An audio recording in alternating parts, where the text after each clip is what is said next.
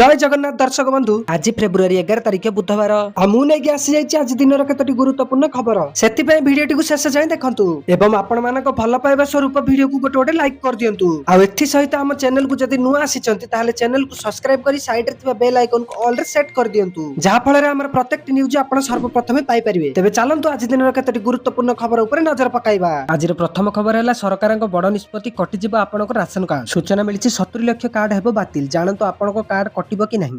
Ration card धारी बड़ खबर 70 लाख कार्ड रद्द हेबार रही संभावना। जातीय खाद्य सुरक्षा आईन अधीन मोदी सरकार 70 लाख कार्ड धारी संदिग्ध तालिका रखिछंती। एहाकु डाटारु तृणमूल स्तर में जांच पाई राज्यगुड़ी को पठाई दिया जाइछि। आउ एही खबर जना पड़िबा परे सबुआडे एहाकु नै चर्चा चलीछि। जांच पर संदिग्ध तालिका अंतर्भुक्त होइतिबा नाम गुड़िक राशन कार्ड पाइबा पाई योग्य कि नुहे ताहा जना पड़िबो। 2013 मसीह 2021 मसीहा मध्य 4.74 कोटी राशन कार्ड बातिल करा जाइथिबा खाद्य सचिव कहिसंती।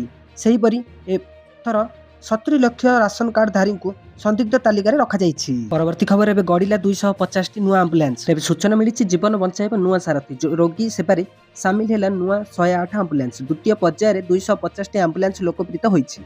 मुख्यमंत्री मोहन चरण माझी राज्यवासी सेवारे उत्सर्ग करिसेंती। सूचना अनुसार भुवनेश्वर कलिंग स्टाडियम ठारे मुख्यमंत्री मोहन चरण माझी आज द्वितीय पर्यायर 250 नुआ एम्बुलेंस लोकप्रिय करिसेंती। सबुज पताका देखाई एम्बुलेंस को राज्यवासी सेवारे उत्सर्ग करिसेंती।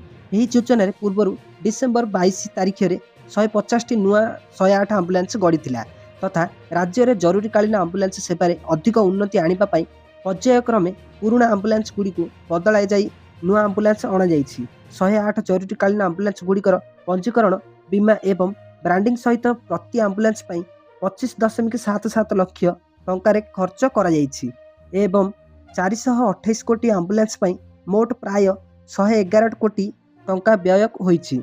एहार समुदाय खर्च राज्य सरकार फांटीरू बहन करा जाइछि। परवर्ती खबर ओडिशार काश्मीर बुल्ले उपमुख्यमंत्री। तेबे सूचना मिली ओडिशार काश्मीर कुहा जाउथिबा दारिंगबाड़ी गस्त रे राज्यर उपमुख्यमंत्री तथा पर्यटन मंत्री प्रभाती परिडा गस्त करिसेंती।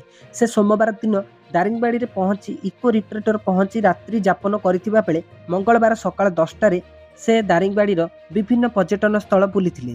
प्रथमे सांजस्तरु उन्नत स्टॉम ट्रस्ट अधीन रहिथिबा हिल व्यू पार्क बुलिथिले। सेठाकार व्यू और पार्क रे नूतन वाच टावर को जाई सेठारु इको रिट्रीटर समेत पहाड़ जंगल को देखी खुशी हेबा सह सेल्फी पॉइंट और तार उन्नति पाई जिलापाल भेदभूषण ट्रस्टर अधीक्षा तथा बालीगुड़ा उप जिलापाल प्रतिमा दास बीडीओ प्रीति रंजन रथों सह आलोचना करथिले।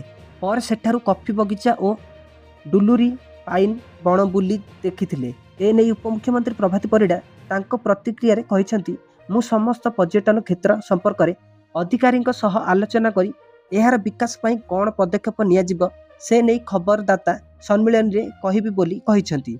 से पर्यटन क्षेत्र बुलिबा परे रानीकेता पंचायत दंडीबा ठारे स्ट्रॉबेरी चाष देखिबा पाई जाइथिले। परवर्ती खबर एथर बड़ घोषणा कले ट्रम्प। तेबे सूचना मिली भारत पर अमेरिका एवं बांग्लादेश मध्य एक नूतन वाणिज्य चुक्तिनामा होइछि जहाँ अधीन अमेरिका मध्य बांग्लादेश उत्पाद उपरे शुल्क ह्रास घोषणा करिछि। नूतन वाणिज्य चुक्तिनामार एक अंश भाव अमेरिका आ बांग्लादेशी सामग्री उपरे पारस्परिक शुल्क ह्रास करिछि। अमेरिका बांग्लादेशी उत्पाद उपरे पारस्परिक शुल्क 19% को ह्रास करिछि तथा वाणिज्य चुक्तिनामा अनुसार अमेरिका अमेरिकीय कंचामाल तैयारी किछि बयन शिल्प एवं पोशाक उत्पादक को शुल्क मुक्त प्रवेश प्रदान करने को मध्य राजी होइछि। यह उल्लेखनीय जे अमेरिका पूर्व बांग्लादेश उत्पाद उपर 37% शुल्क लागू करिथिला तथापि गत वर्ष अगस्त रे एहाकु 20% को ह्रास करा जाइथिला। नूतन वाणिज्य चुक्तिनामा पर एही शुल्क 1% ह्रास पाइछि जहाँ एहाकु 19% को आनिछि। बांग्लादेश मध्यवर्तीकालीन सरकार प्रधानमंत्री मोहम्मद यूनुस को अमेरिका सहित वाणिज्य चुक्तिनामा विषय सूचना प्रदान करिसेंती।